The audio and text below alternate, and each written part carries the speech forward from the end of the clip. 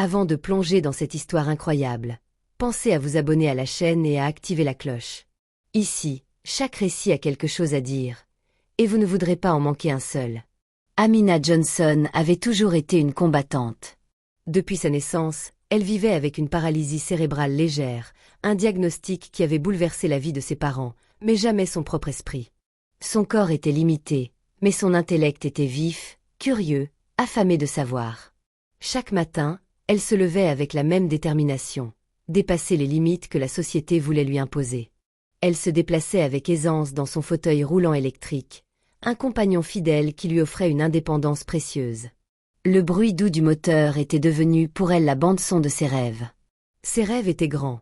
Un jour, elle deviendrait biologiste, explorerait les mystères de la vie et contribuerait à la recherche médicale, peut-être même sur les maladies neurologiques.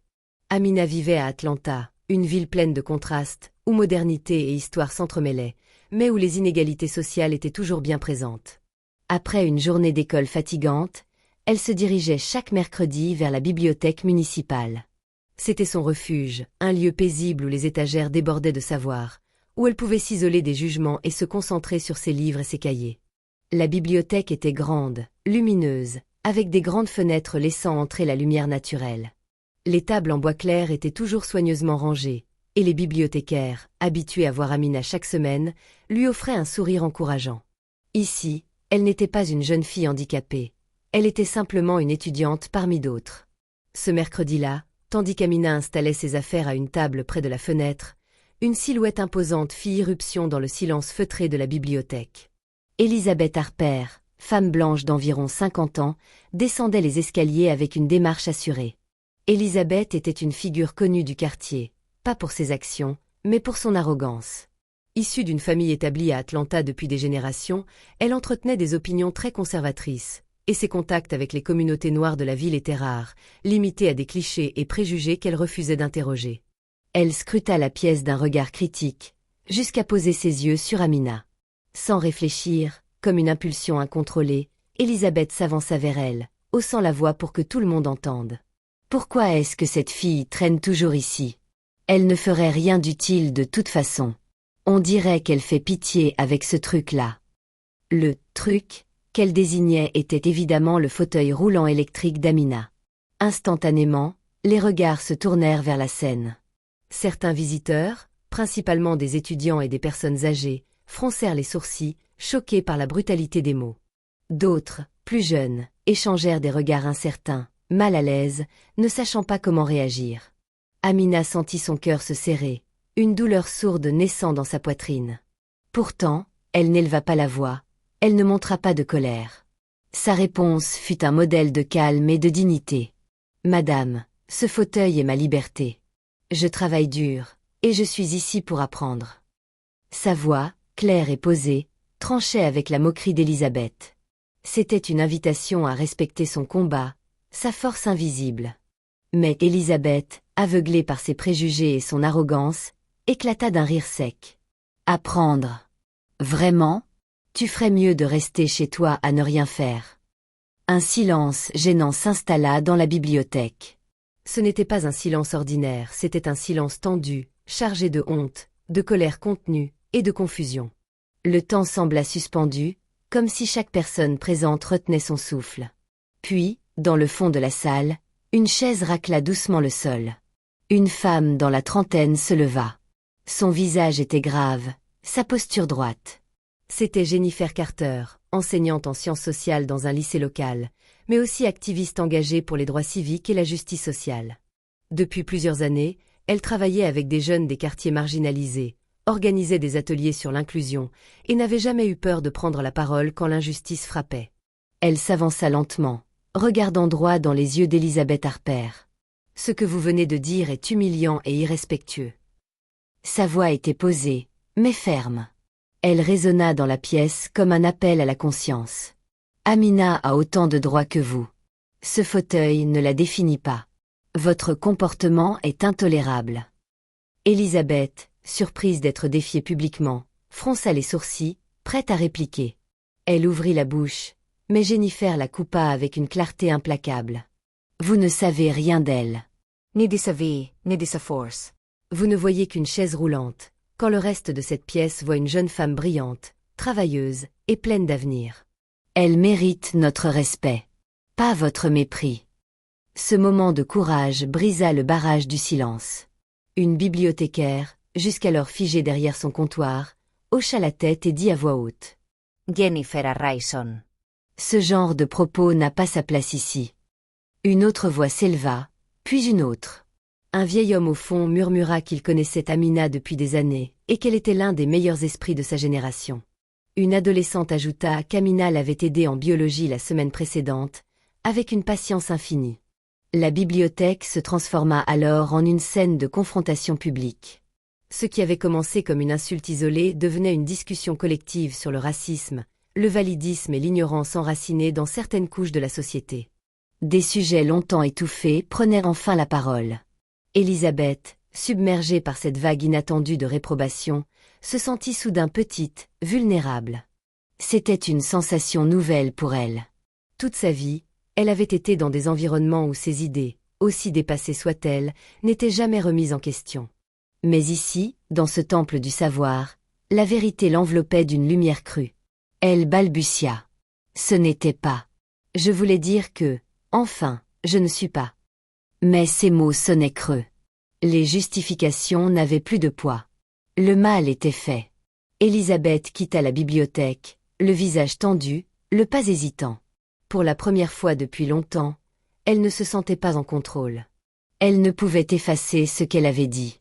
Pire encore, elle ne pouvait effacer le regard d'Amina, ce mélange de douleur, de force et de dignité qu'elle n'oublierait jamais.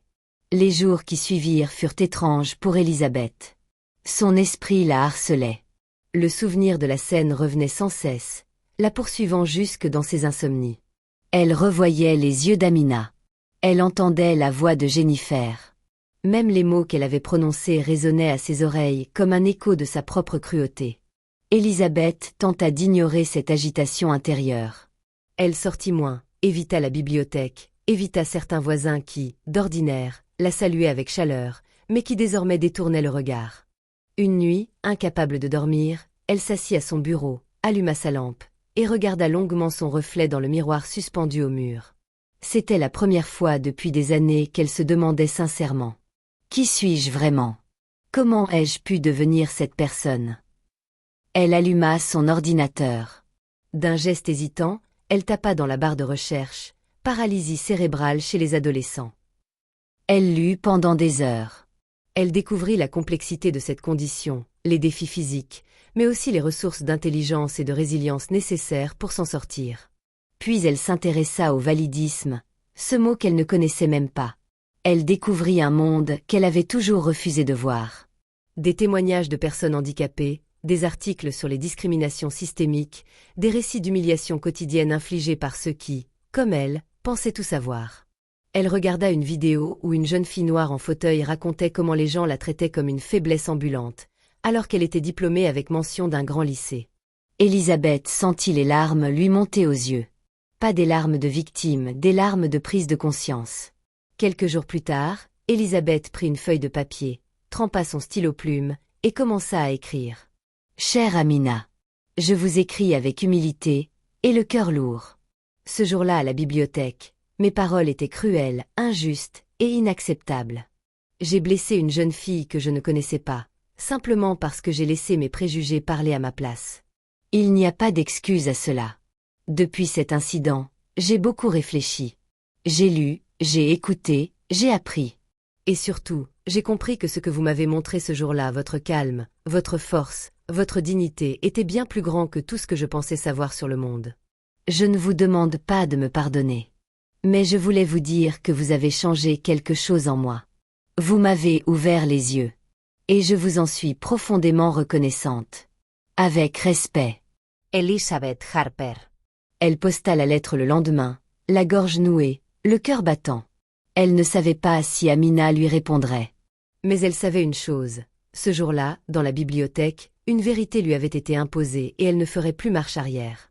Un matin clair, quelques semaines après l'incident, Elizabeth Harper poussa timidement la porte de la bibliothèque municipale.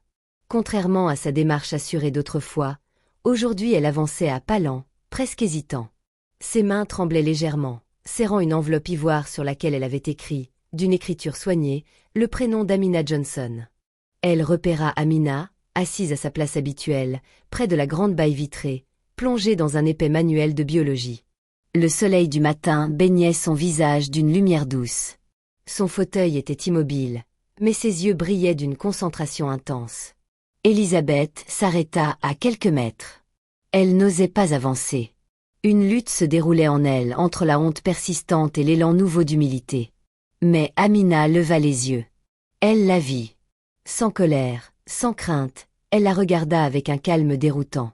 Ce regard, loin d'être accusateur, était lucide, mature, presque protecteur, comme si elle comprenait déjà tout ce que cette femme venait offrir.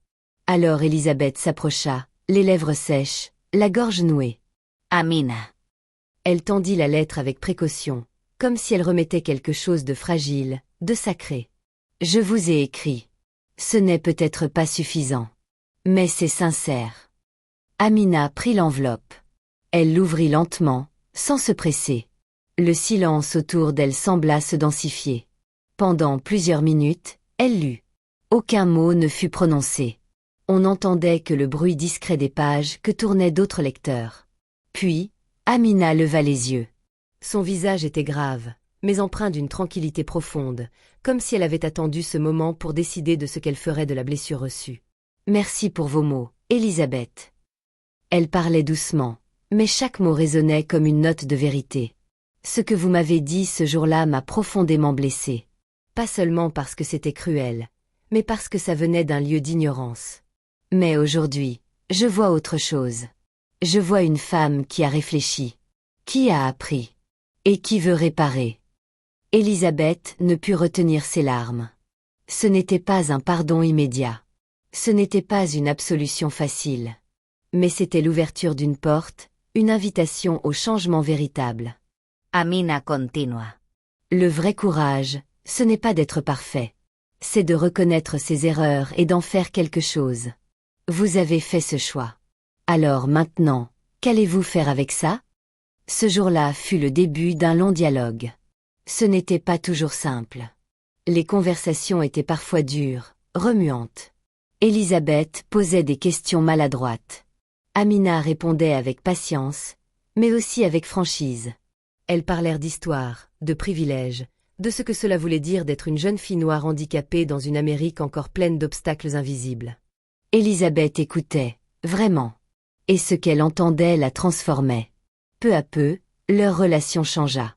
De l'embarras naquit une forme nouvelle de respect. Un respect basé sur l'écoute, l'humilité et l'action. 3 mois plus tard, un événement local fut organisé dans un lycée d'Atlanta.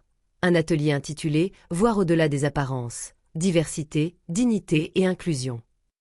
L'invité d'honneur était Amina Johnson, accompagnée d'Elisabeth Harper.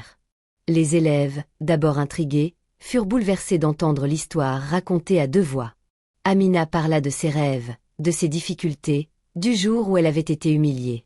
Puis elle se tourna vers Elisabeth, qui raconta avec émotion comment cette rencontre l'avait réveillée. Ce jour-là, j'ai vu en elle une fille en fauteuil.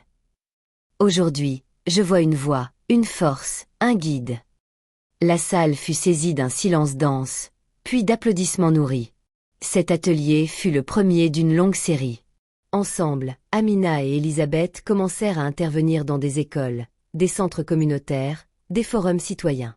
Elles parlaient de racisme, de handicap, d'ignorance, mais surtout de changements possibles. Au fil du temps, une amitié improbable naquit. Amina voyait en Elisabeth une preuve vivante que même ceux qui ont longtemps fermé les yeux peuvent apprendre à voir. Elisabeth, de son côté, trouvait en Amina une inspiration quotidienne, une jeune femme à la sagesse bien au-delà de ses années. Elle riait parfois de leurs différences. Elisabeth racontait son enfance dans une famille conservatrice du Sud profond. Amina répliquait avec humour qu'il lui faudrait un doctorat pour défaire tout ce conditionnement. Mais derrière les rires, un lien s'était tissé. Un lien forgé par la vérité, la douleur et la rédemption. 2 ans plus tard, Amina entra à l'université d'Emory, admise dans un programme prestigieux de biologie. Elle reçut une bourse, non seulement pour ses résultats, mais aussi pour son engagement communautaire. Elisabeth était là, dans la foule, le jour de la cérémonie d'accueil. Elle l'applaudit, les larmes aux yeux.